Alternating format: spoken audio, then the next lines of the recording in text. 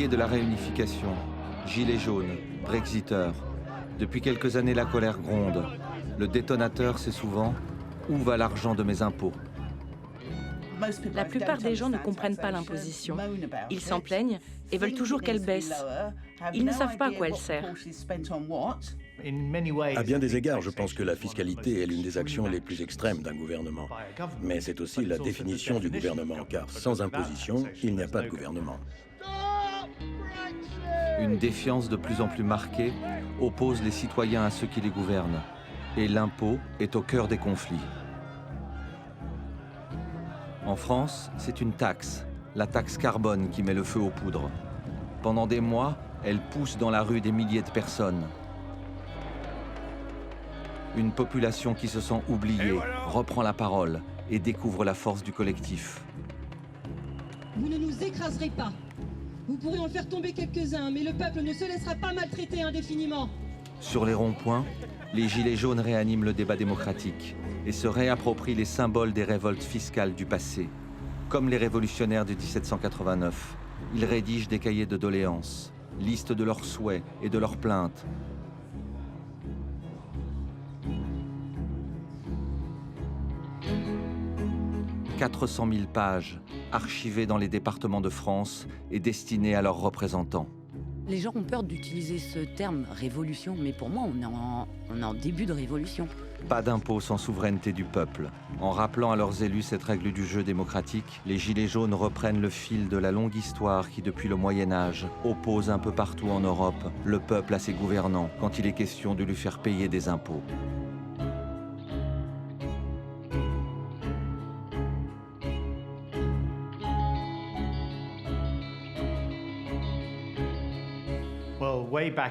Il y a très longtemps, en 1215, il y avait un roi très impopulaire, le roi Jean sans Terre, qui a voulu lever de l'argent pour financer des expéditions militaires.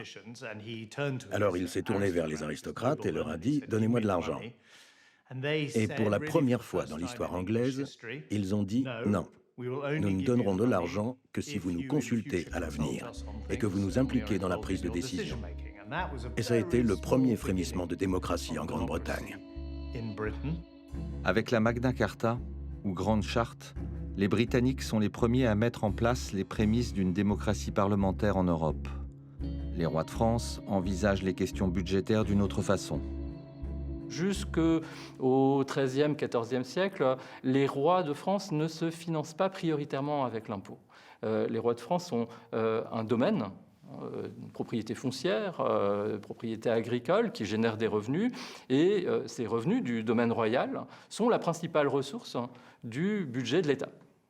Très rapidement, néanmoins, ces revenus ne sont pas suffisants pour faire face aux dépenses de l'État, et notamment à une dépense très très importante qui est la dépense de la guerre. Et les rois usent de leur pouvoir d'imposer des prélèvements sur leur sujet pour alimenter leur budget. C'est la marque en particulier de Philippe le Bel. On se souvient tous des rois maudits et de l'arrière-plan financier qui est évidemment très présent à cette époque.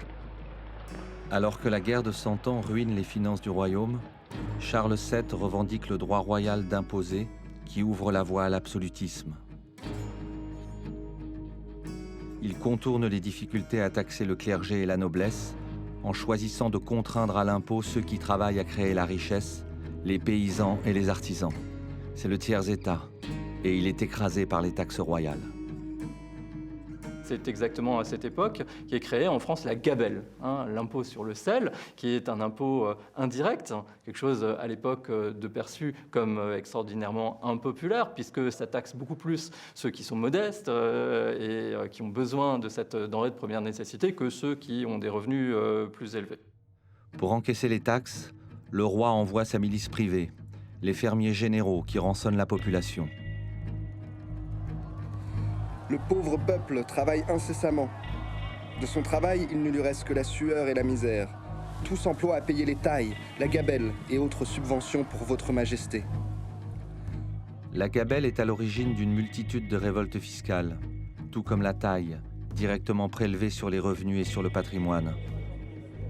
On crie qu'il faut exterminer ces sangsues du peuple. Il faut tuer tous ces leveurs de taille, tous ces receveurs qui ruinent la province. Pitot, Croquant, Nu-Pieds, Jacques, Bonnet Rouge, tous sont en lutte contre le pouvoir. Ils n'ont rien à perdre et se heurtent de plein fouet avec les soldats du roi.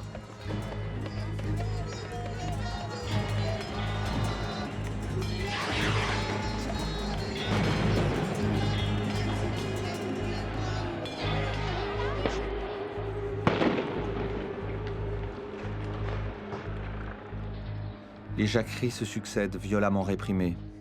Elles ne dissuadent pas Louis XIV de créer de nouvelles taxes pour financer ses conquêtes et bâtir le château de Versailles, en réduisant le peuple français à la misère. En 1675, les bonnets rouges se soulèvent en Bretagne. La répression est féroce. Les clochers sont décapités pour avoir sonné le tocsin de l'insurrection.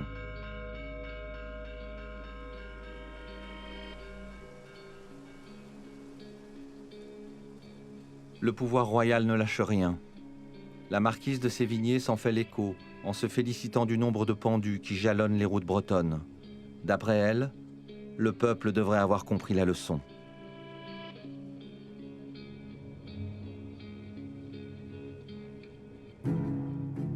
Des révoltes se déclenchent partout en Europe, y compris dans le Saint-Empire romain germanique, agrégeant des territoires multiples où règnent des princes absolutistes qui ont fait allégeance à l'empereur.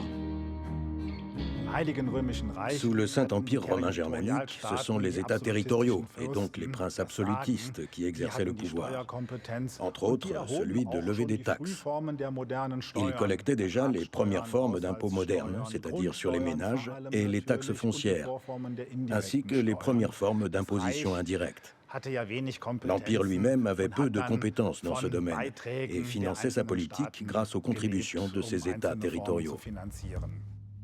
Quand ils refusent l'impôt, les peuples se heurtent aux princes absolutistes. C'est en engageant des procédures judiciaires que la contestation s'exprime. En France, au début du XVIIIe siècle, l'impôt royal ne suffit plus à couvrir les dépenses de l'État. Puisqu'on ne peut pas prendre au peuple plus que ce qu'on lui prend déjà, l'État doit emprunter. À la fin du siècle, la dette atteint 110 millions de louis d'or. Pour la rembourser, le roi Louis XVI doit se résoudre à réformer. Il convoque les États généraux, réunissant la noblesse, le clergé et des représentants du tiers-État, mais ouvre alors la boîte de Pandore du consentement à l'impôt et de la représentation politique.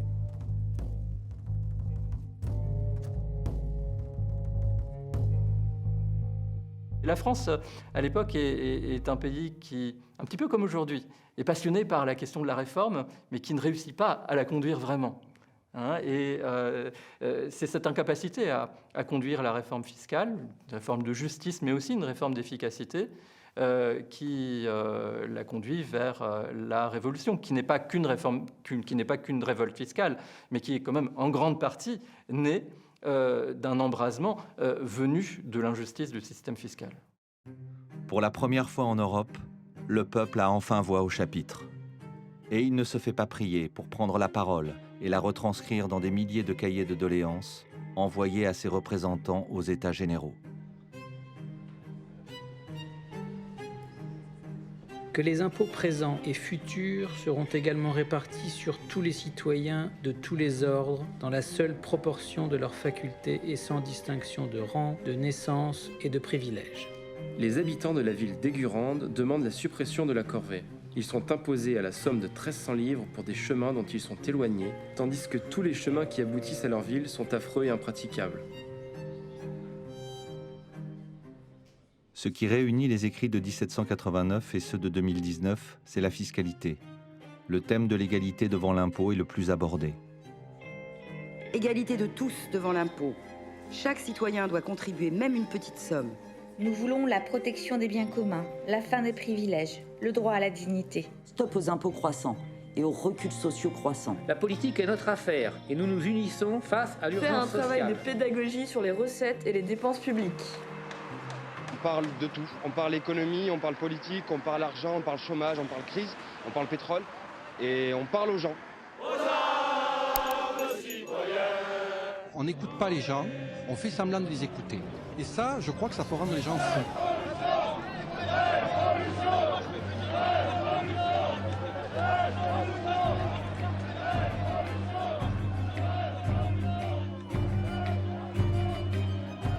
À l'issue des États généraux de 1789, la Révolution éclate. Le roi est décapité et la Première République naît.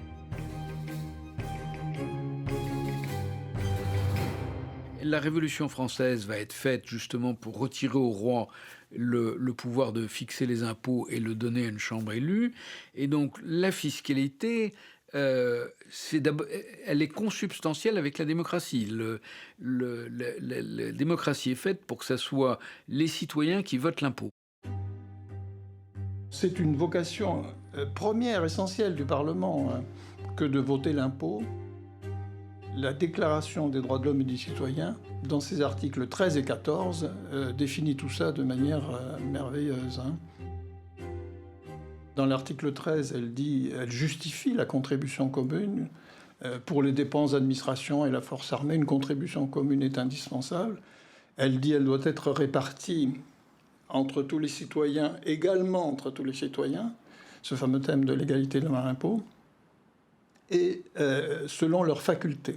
Et l'article 14, lui, il dit aussitôt, cette contribution, ce sont les citoyens eux-mêmes ou leurs représentants qui doivent en discuter de la nécessité, de la quotité, de la durée et des modalités précises. Égalité devant l'impôt, quel beau programme. Mais que va-t-il taxer au juste ?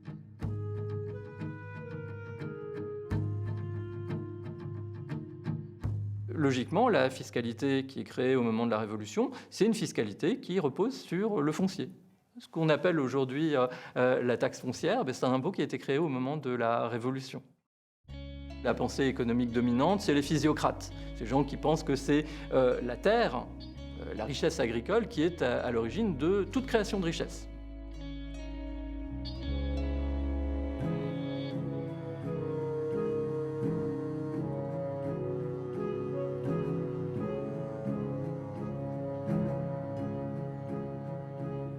Ce courant de pensée se heurte à une autre révolution, industrielle celle-ci, qui commence en Angleterre avec l'invention des hauts fourneaux et des machines à vapeur. C'est grâce à l'investissement dans ces nouveaux outils de travail et grâce à l'exploitation d'une nouvelle classe, la classe ouvrière, qu'est produit la richesse. Un peu partout en Europe, la fiscalité s'adapte à cette nouvelle économie. À côté des impôts fonciers, les recettes principales proviennent des taxes sur la consommation. Taxes sur le vin, les allumettes, le tabac, etc. Leur poids, le même pour tous, quels que soient les revenus, étouffe la population des travailleurs, paysans et ouvriers. Seulement, ces taxes ne suffisent pas pour couvrir les dépenses nouvelles que les États doivent assumer pour favoriser le développement du capitalisme. Ils empruntent pour financer l'extension des routes et des chemins de fer, l'assainissement des villes et la conquête coloniale. La dette qui s'accroît permet aux riches prêteurs de s'enrichir encore plus grâce aux intérêts versés. La dette devient une obsession quand la révolution industrielle ouvre un nouveau chapitre dans l'histoire des impôts.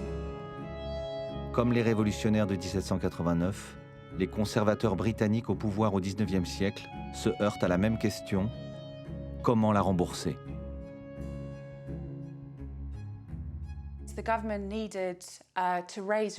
Le gouvernement avait besoin de trouver des fonds. Un moyen simple pour y parvenir aurait été d'augmenter les taxes sur la consommation. Mais il y avait aussi l'idée que les contributions indirectes n'étaient pas vraiment justes. La notion d'équité était déjà présente, mais elle était surtout portée par les mouvements populaires de la Grande-Bretagne.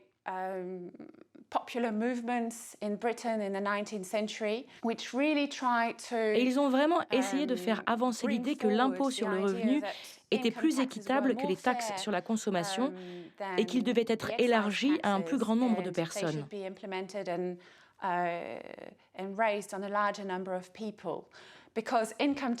Car l'impôt sur le revenu est censé s'appliquer de façon progressive. Ceux qui ont plus de revenus se verront appliquer un taux marginal plus élevé.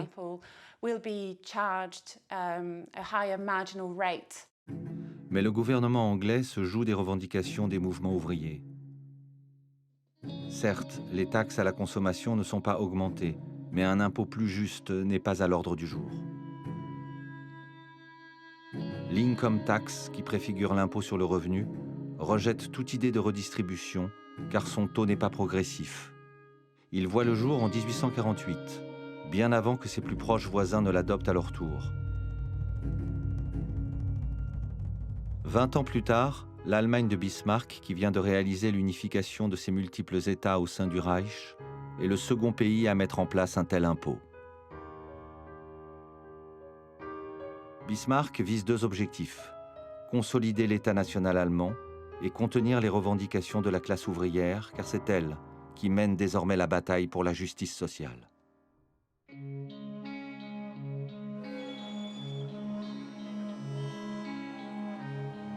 En France, dans les parlements nouvellement élus de la Troisième République, les débats sont vifs. Il y a les partisans du statu quo qui redoutent un impôt redistributif réduisant les inégalités, et ceux, de plus en plus nombreux, qui exigent que l'État-nation joue enfin son rôle protecteur, non seulement sur le plan militaire, mais aussi sur le plan social. Entre 1870 et 1906, pas moins de 210 projets d'impôt sur le revenu sont déposés à la Chambre des députés. Caillaux, le grand réformateur des finances publiques françaises et de la fiscalité, il va concevoir et tenter de faire passer à l'Assemblée et au Sénat, la Chambre des députés à l'époque, 3 impôts: l'impôt sur le revenu, l'impôt sur la fortune, les droits de succession. L'impôt sur le revenu, il va déposer un premier projet en 1901, il va se battre énormément.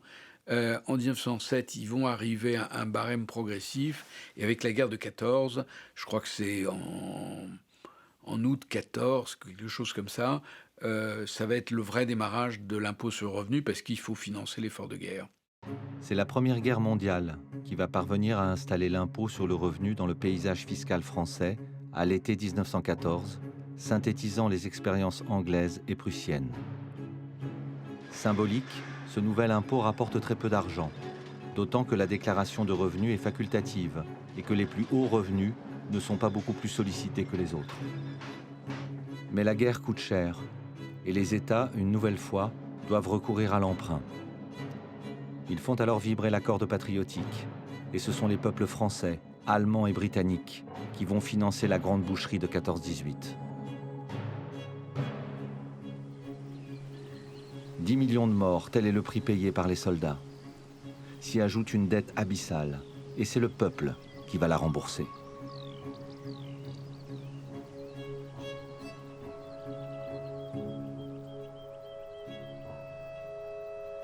Pour l'Allemagne vaincue, la facture est encore plus salée, puisque les vainqueurs la contraignent à leur verser des réparations de guerre. Rajouter de la dette à la dette revient à dépouiller le peuple allemand de tout ce qu'il possède, alors qu'il a déjà perdu sa jeunesse dans les tranchées. La révolution gronde. Sur les décombres de l'Empire, l'Allemagne menace de basculer dans le camp bolchevique. Le pouvoir politique réagit dans l'urgence. D'abord, la répression féroce, puis la constitution de Weimar, première constitution démocratique dans l'histoire allemande, adoptée le 11 août 1919.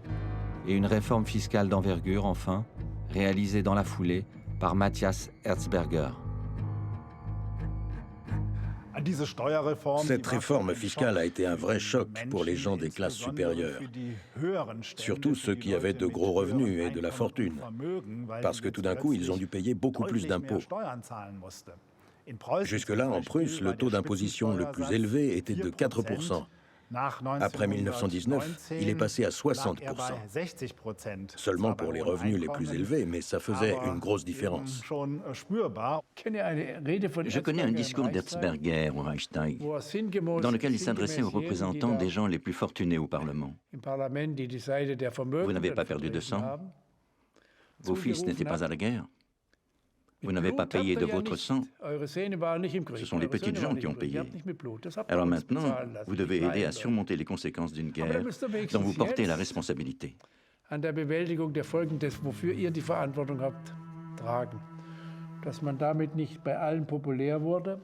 ne l'a pas rendu populaire auprès de tous au cours des années troublées de la République de Weimar. Au point qu'il avait dit à sa femme, après avoir été victime de plusieurs attaques, « La balle qui va me tuer est déjà forgée ». ist schon geschmiedet. Assassiné le 26 août 1921 par un militant d'extrême droite, Matthias Erzberger n'aura pas le loisir de mesurer les effets de sa réforme fiscale. D'autant qu'une nouvelle facture est adressée aux vaincus, 133 milliards de marks or. L'Allemagne annonce qu'elle ne peut pas payer, ce qui entraîne en 1923 l'occupation de la Ruhr par les troupes françaises, l'effondrement du mark et l'hyperinflation. Les produits de première nécessité atteignent des sommes faramineuses. Malgré leurs différends, les frères ennemis franco-allemands partagent une idée forte. Ceux qui ont survécu vont devoir mettre la main à la poche. C'est la seule solution pour endiguer la dette. Venue de la gauche, l'idée que l'impôt doit être un instrument de redistribution et de réduction des inégalités emporte l'adhésion de tous dans le contexte d'unité nationale de l'immédiat après-guerre. La réforme fiscale adoptée en 1920 entérine le principe de l'impôt progressif. Dorénavant, les plus fortunés seront plus sollicités que les plus modestes. De l'autre côté de la Manche, c'est tout le contraire qui va se passer. On a promis aux soldats de leur offrir des maisons financées par de l'argent public. Ces maisons pour les héros provoquent la colère de l'établissement. Pas question de payer pour le peuple. Le propriétaire du journal populiste Daily Mail, le vicomte Rosermer, lance donc une virulente campagne de presse pour mettre fin à cet éphémère élan de générosité. Il a créé une association appelée la Ligue contre le gaspillage, qui, au lieu de soutenir la construction des maisons pour les héros, affirmait qu'il était impossible de financer ces maisons et que le gouvernement gaspillait beaucoup trop d'argent. Et il a lancé toute une campagne anti-gouvernementale. Si bien que le gouvernement, à l'époque, a réagi en créant une commission des dépenses nationales qui a été présidée par Sir Eric Geddes. Le ministre des Transports, Sir Eric Geddes, va mettre en application une politique fiscale d'une sévérité exceptionnelle, connue sous le nom de hache de Geddes.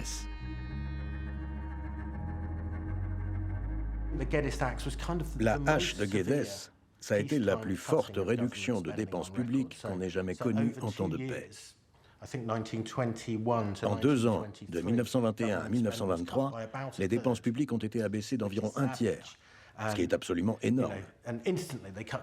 Et cette politique a immédiatement entraîné l'effondrement de l'économie et la déflation, ce qui s'est traduit par une décennie de chômage à environ 10%.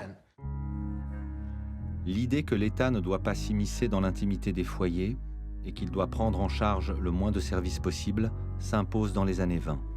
C'est ce que les Britanniques appellent l'État minimum.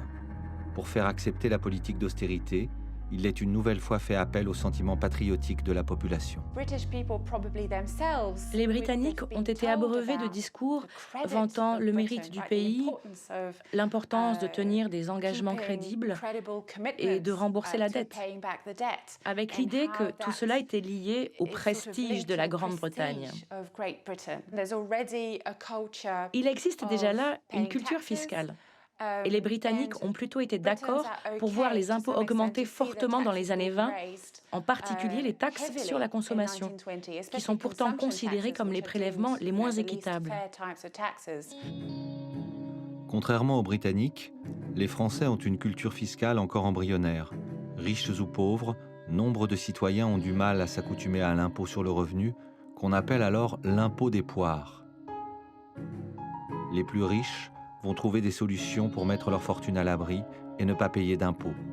Ils découvrent l'Eldorado de l'évasion fiscale. C'est dans les années 20 que les banques suisses commencent à faire dans la presse française des publicités à l'égard des Français les plus riches pour leur dire « vous pouvez mettre votre argent dans les banques en Suisse » pour échapper à l'impôt sur le revenu qui venait d'être créé. Donc on voit bien que le comportement d'évitement de l'impôt, il connaît un regain à partir du moment où on taxe davantage les revenus les plus élevés. C'est devenu une industrie importante pour la place financière suisse. C'est d'ailleurs pour protéger cet afflux égoïstement que la Suisse inventé, entre guillemets, le secret bancaire, parce que ce fameux secret bancaire, il date du début des années 30, pas avant. Et il a servi largement à faire en sorte que les Suisses ne collaborent pas avec les autorités françaises, allemandes ou italiennes, qui, elles, à la sortie de la guerre et au moment de la crise, se sont rendues compte de l'évasion massive des capitaux de leurs ressortissants. Les riches Allemands utilisent la Suisse comme plaque tournante pour éviter la forte imposition et l'inflation qui galopent dans leur pays. Bientôt, le montant des titres gérés par les banquiers suisses équivaut à l'endettement de l'Allemagne, le plus gros débiteur du monde au début des années 30. En laissant des sommes folles disparaître dans les coffres-forts de la Confédération helvétique, les États trahissent le principe d'égalité devant l'impôt. Le peuple n'a d'autre solution que de respecter les règles du jeu, tandis que certains s'autorisent à s'en affranchir. Il y a forcément moins d'argent dans les caisses de l'État et plus de ressentiment chez ceux qui ont l'impression de se faire avoir. La cohésion des États-nations s'en trouve fragilisée quand en 1929, la bourse s'effondre.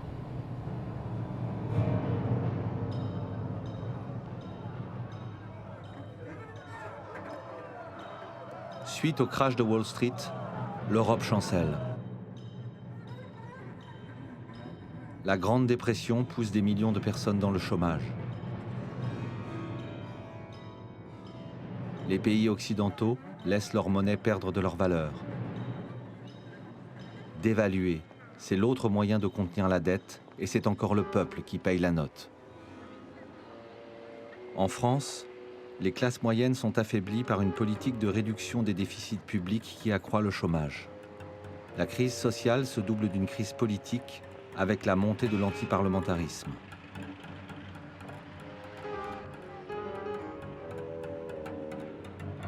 Ce vent de fronde est attisé par la Fédération nationale des contribuables. Elle s'oppose aux syndicats ouvriers, fustige les fonctionnaires, appelle les paysans à les rejoindre, menace les députés qui ne pensent pas comme eux.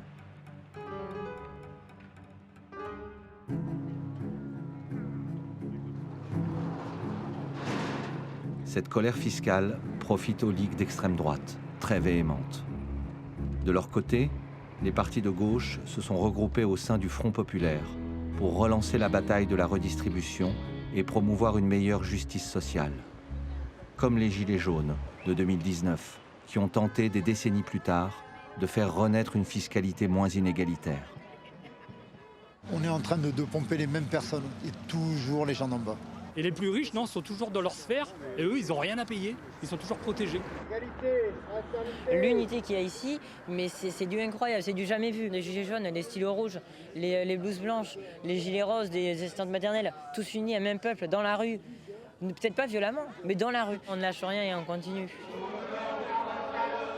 Des mois durant, les Gilets jaunes ont rêvé d'une convergence hypothétique avec d'autres mouvements sociaux. C'est cette convergence si rare qui a rendu possible l'élection du Front populaire. Mais il fallait surmonter la crise économique. En décembre 1936, le Front populaire vote l'augmentation de l'imposition des classes moyennes supérieures qui rend l'impôt sur le revenu plus redistributif. Le Parti communiste français devient une force qui compte. Parvenant à faire graver dans le marbre certaines de leurs plus belles conquêtes sociales, les ouvriers traversent une courte période d'enchantement.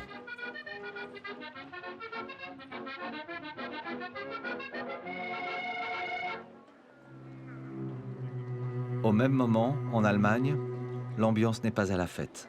La stricte politique d'austérité du chancelier Brüning a mis le pays à genoux et permis l'arrivée au pouvoir des nazis.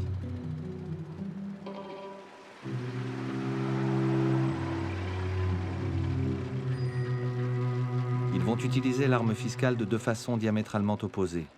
Baisse d'impôts pour les uns, spoliation fiscale acharnée pour la population juive.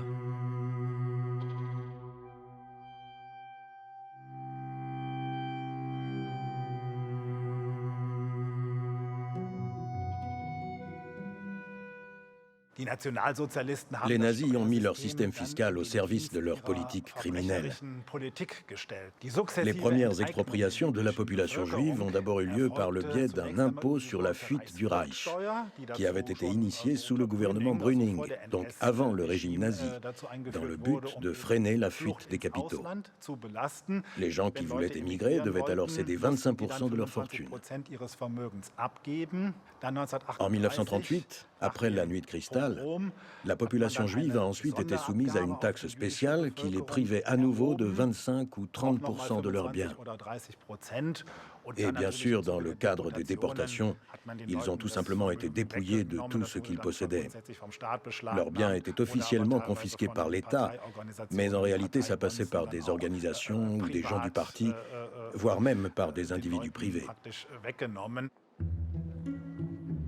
Malgré les bruits de bottes, au Royaume-Uni, on continue de rêver d'un État minimum. La mallette du budget renferme le détail des dépenses à venir. Rituel incontournable, elle est brandie par le ministre des Finances devant le bâtiment du Trésor de Sa Majesté. C'est l'événement politique de l'année. Mais en 1938, comme partout en Europe, Lord Simon est contraint d'en appeler à l'effort de guerre. Taxes are only popular with people who haven't got to pay them.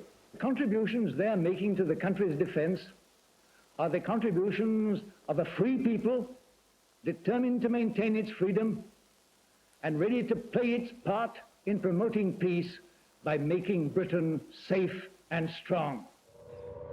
La Seconde Guerre mondiale est l'ultime conséquence de la crise économique. En 1942, alors que Londres est sous les bombes, William Henry Beveridge rend le rapport qui porte son nom. Il prône l'intervention de l'État pour parvenir au plein emploi. Il bouleverse de fond en comble les doctrines économiques à l'œuvre pendant la Grande Dépression en proposant un modèle de reconstruction pour l'après-guerre, à l'opposé de la hache de Gueddès de sinistre mémoire. Grâce à lui, le Royaume-Uni s'apprête à mettre l'État minimum en sourdine.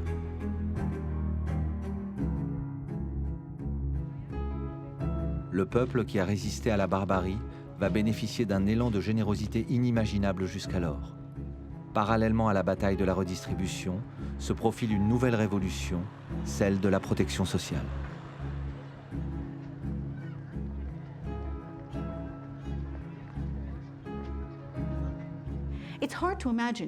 On a du mal à se figurer les implications à la lecture du rapport. C'est un document assez sec, très technique. Mais à l'époque, il s'en est vendu plus d'exemplaires que n'importe quel rapport gouvernemental. Les gens faisaient la queue sur Kingsway, au coin de la London School of Economics, pour acheter un exemplaire, des citoyens ordinaires. Et il circulait aussi des quantités de tracts pour expliquer aux gens ce que signifiait le rapport Beveridge. Pourquoi cela? Parce que les gens ont compris qu'il s'agissait d'une réorganisation complète de la relation entre le citoyen et l'État, et de ce que le citoyen pouvait attendre de l'État. L'élément clé du rapport Beveridge, c'est qu'il s'agissait d'une assurance sociale. Les gens payaient des cotisations pour se protéger de risques auxquels ils seraient peut-être un jour confrontés. Ça pouvait être le chômage, la maladie, l'invalidité, c'est-à-dire des situations où l'on est en incapacité de travailler, un domaine classique de l'assurance sociale. Mais elle concernait aussi d'autres moments de la vie, comme la naissance d'un enfant ou la retraite. Tout cela était également pris en compte par Beveridge. Plus encore, pour que les traumatismes de la Grande Dépression ne se reproduisent plus, les chômeurs ne sont plus tenus pour responsables de la perte de leur travail. Ce ne sont plus des feignants qui rechignent à aller travailler, et il revient à l'État de les protéger en cas de coup dur. Le remboursement de la dette de la guerre attendra. L'irruption de la protection sociale ouvre une nouvelle ère. La dette au secours de la population. Et il se passe quelque chose d'assez extraordinaire en 1947 sous le gouvernement Attlee. Le Premier ministre décide que l'État-providence va être étendu, que l'État britannique va dépenser encore plus d'argent qu'il ne l'avait fait pendant la guerre. C'est Clement Attlee, à la tête du premier gouvernement travailliste à accéder au pouvoir en Grande-Bretagne, qui met en œuvre le NHS. This leaflet is coming through your letterbox one day soon. Read it carefully. It tells you what the new National Health Service is and how you can use what it offers. C'est toujours amusant d'entendre les conservateurs clamer leur attachement au système de santé publique alors qu'on sait qu'ils s'y étaient opposés à sa création. Mais il y avait eu un tel soutien populaire pour instaurer un système où vous n'avez pas à payer pour aller voir un médecin. Car évidemment, ceux qui n'avaient pas d'argent ne pouvaient pas se le permettre. Cette réforme était un énorme enjeu, et ça l'est toujours. L'État social ne sort pas du néant, mais c'est après la Seconde Guerre mondiale qu'il connaît un second souffle déterminant. Au Royaume-Uni, en Allemagne et en France, les esquisses de protection sociale, qui ont vu le jour depuis la révolution industrielle, vont se généraliser. Il est toujours question de réduire les inégalités, mais il s'agit aussi de reconstruire l'économie en lui offrant une main-d'œuvre pas trop mécontente d'aller travailler.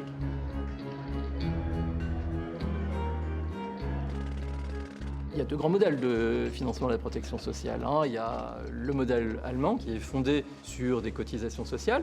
Et puis, il y a le modèle anglais qui, lui, fait financer la protection sociale par l'impôt. Quand on fait financer la protection sociale par des cotisations sociales, à l'origine, dans le modèle bismarckien, on la réserve à ceux qui payent les cotisations et à leurs ayants droit.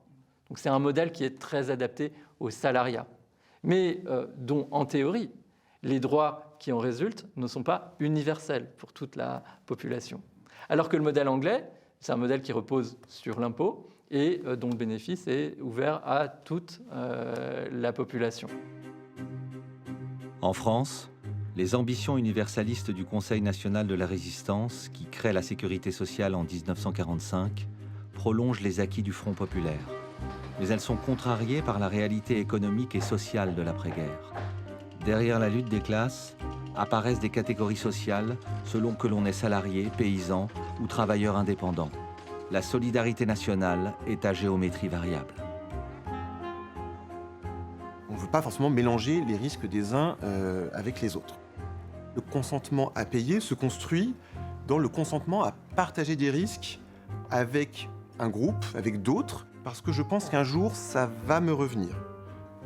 Ça, c'est une logique qui est très importante et qui différencie vraiment la protection sociale et la cotisation sociale de l'impôt. L'autre paramètre avec lequel doivent compter les concepteurs de la sécurité sociale 1945, c'est le fait que le pays est ruiné, l'économie est détruite, et donc c'est une sécurité sociale avec les moyens d'un pays exsangue, d'un pays pauvre. La détresse économique est encore plus profonde en Allemagne. Le spectre de la banqueroute terrorise à nouveau la population. Pour la deuxième fois dans le siècle, le Deutschmark ne vaut plus rien. Bientôt, le pays va se couper en deux. D'un côté, la zone d'occupation des alliés capitalistes, et de l'autre, celle contrôlée par les communistes et leurs alliés soviétiques. En 1949, côté capitaliste, la RFA, République fédérale d'Allemagne, réanime le modèle de la République de Weimar et opte pour l'économie de marché, régulée par un système de protection sociale. Après la guerre, une large majorité s'est prononcée en Allemagne en faveur d'une législation sociale, d'un État social. Après la Seconde Guerre mondiale, par exemple, la CDU de Konrad Adenauer a fait campagne pour la nationalisation des industries, pour un État social fort, plus performant que celui qui existait sous la République de Weimar. On aspirait donc à un État fort, un système fiscal équitable et un État social juste. Quant aux Allemands de l'Est, de la DDR, République démocratique allemande, ils découvrent les canons économiques du bloc soviétique. Abolition de la propriété privée, économie nationalisée. À l'inverse de l'État minimum néolibéral, l'État communiste prend en charge l'ensemble des besoins sociaux. Bref, il n'y a quasiment plus d'impôts en Allemagne de l'Est. À l'Est comme à l'Ouest, le pouvoir politique est soucieux d'incarner la véritable Allemagne, celle qui propose le plus de bonheur à son peuple. La RFA surveille donc la RDA comme le lait sur le feu et vice-versa. L'Allemagne de l'Est regardait toujours vers l'Allemagne de l'Ouest pour essayer de faire mieux. Bien sûr, il y avait plus d'égalité, mais une égalité à un niveau de prospérité nettement inférieur. Là-bas, il n'y avait pas de chômage, mais les salaires étaient plus bas. Et il y avait la prise en charge médicale de chacun, de la naissance jusqu'en fin de vie. Seulement, le niveau était beaucoup plus bas. Et c'est pourquoi la comparaison avec l'État social ouest-allemand était un défi pour les Allemands de l'Est. Car ils voyaient qu'à l'Ouest, les gens vivaient mieux qu'eux.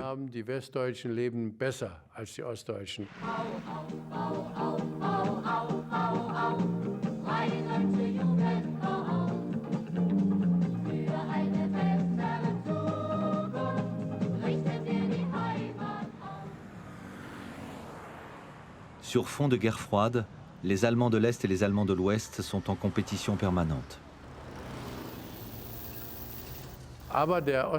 L'État socialiste allemand et les autres États communistes ont contribué à déterminer l'État social occidental. Parce que le pouvoir économique déjà dominant à l'époque craignait que l'Allemagne de l'Est et les autres États communistes n'instaurent un meilleur État social. Au fond, l'existence du bloc de l'Est a aussi été le garant d'un État social fort en Allemagne de l'Ouest. Ce statu quo qui s'installe en Europe entre le communisme des uns et le capitalisme des autres consolide à l'Ouest l'État social. Dans les années 50, côté occidental, la reprise économique permet l'augmentation des salaires. Un nombre plus important de contribuables va payer l'impôt sur le revenu, toujours plus progressif. Jamais les taux d'imposition des salariés les plus riches n'avaient atteint un tel niveau. La population vit mieux et plus longtemps. La société de consommation s'affiche comme un nouveau paradis. La prospérité retrouvée, combinée à une politique nataliste, provoque le baby-boom. Les dépenses sociales s'accroissent, ainsi que les besoins en infrastructures. Comment financer le boom économique? Puisqu'il est difficile de prendre aux contribuables ce qu'on leur a déjà pris avec l'impôt sur le revenu, la solution ne serait-elle pas de recourir à cette recette miraculeuse qui a fait ses preuves depuis la nuit des temps, les taxes sur la consommation? En France, en 1954, c'est l'inspecteur des finances Maurice Lauré qui le premier va mettre en place un impôt directement facturé aux clients sur les biens qu'ils achètent. C'est la fameuse TVA, taxe sur la valeur ajoutée. C'est un impôt qu'on appelle à paiement fractionné. Il est acquitté aux différents stades du processus de production, mais tant qu'on n'est pas arrivé au consommateur final, celui qui paye la TVA a la possibilité de se faire rembourser la TVA qu'il a lui-même acquittée sur ses achats. Ce qui fait que les entreprises se font rembourser une bonne partie de la TVA qu'elles payent, et pour elles, les choses sont plutôt indolores. C'est quelque chose qui est ingénieux. Simultanément, les contrôles fiscaux sont renforcés. Étape supplémentaire de l'intervention du pouvoir d'État dans les affaires privées. Vaille que vaille, la déclaration d'impôt est rentrée dans les mœurs.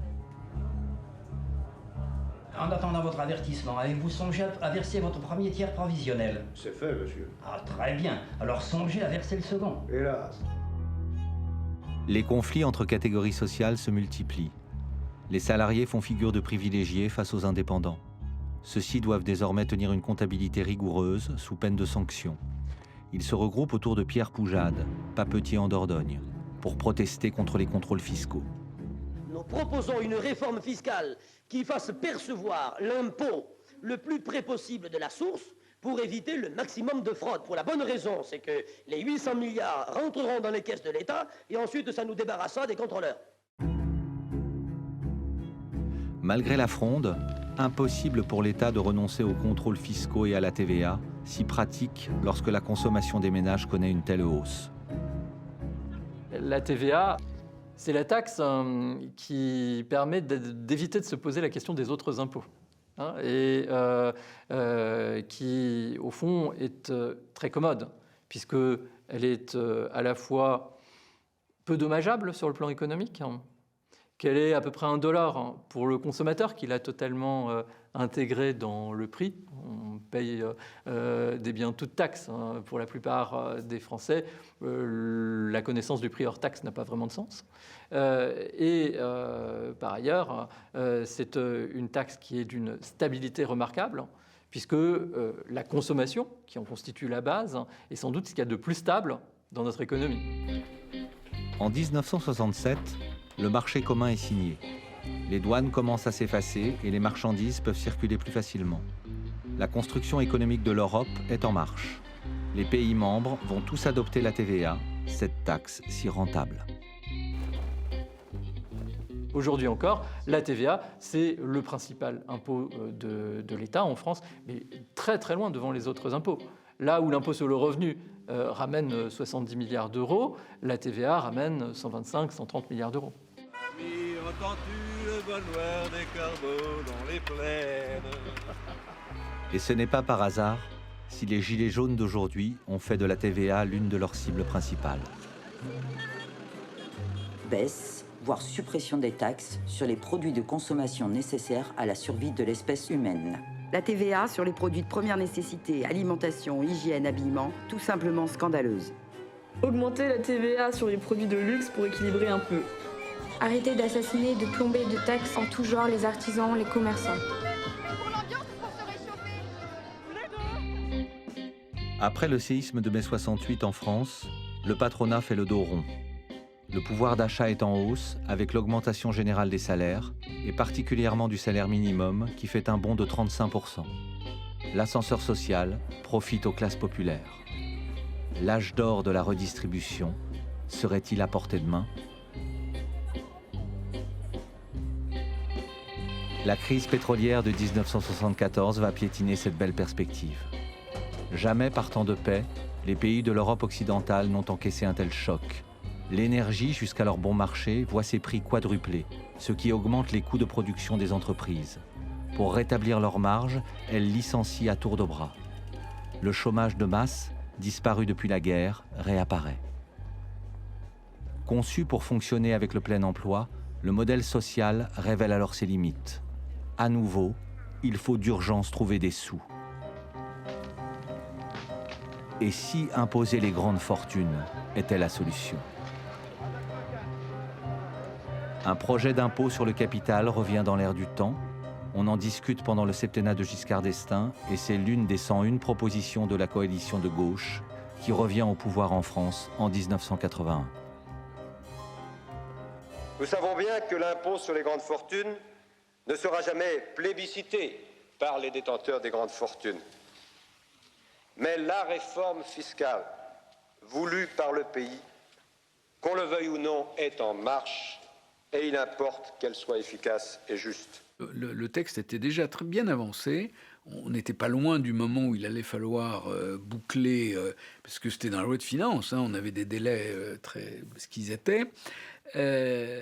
Commence à arriver de l'Élysée l'idée de oui, mais alors comment on va faire avec les petits commerçants, avec les artisans, avec les maisons des pêcheurs, et puis ça risque les propriétaires des grandes entreprises familiales vont être obligés d'aller à l'étranger. Donc commence à arriver et ça se prend la forme de l'outil de travail.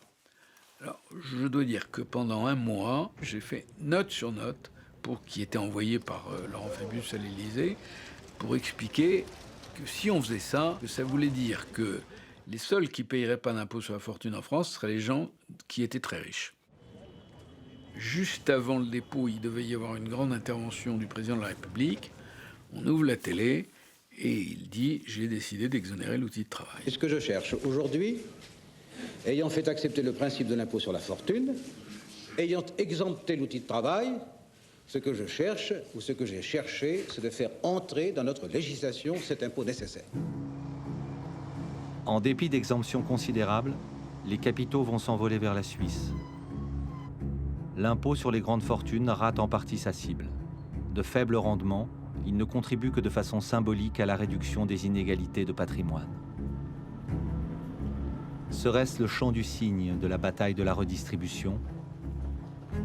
Au même moment, une autre chanson se fait entendre aux États-Unis et en Grande-Bretagne. Son titre, « Trop d'impôts tue l'impôt ». Traduction, « Il n'y a pas d'alternative au libéralisme économique ». Le slogan lapidaire de Margaret Thatcher.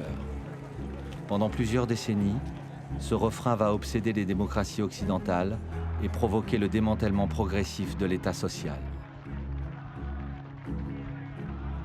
Tout ce que le peuple a acquis depuis plus d'un siècle serait-il promis à disparition ?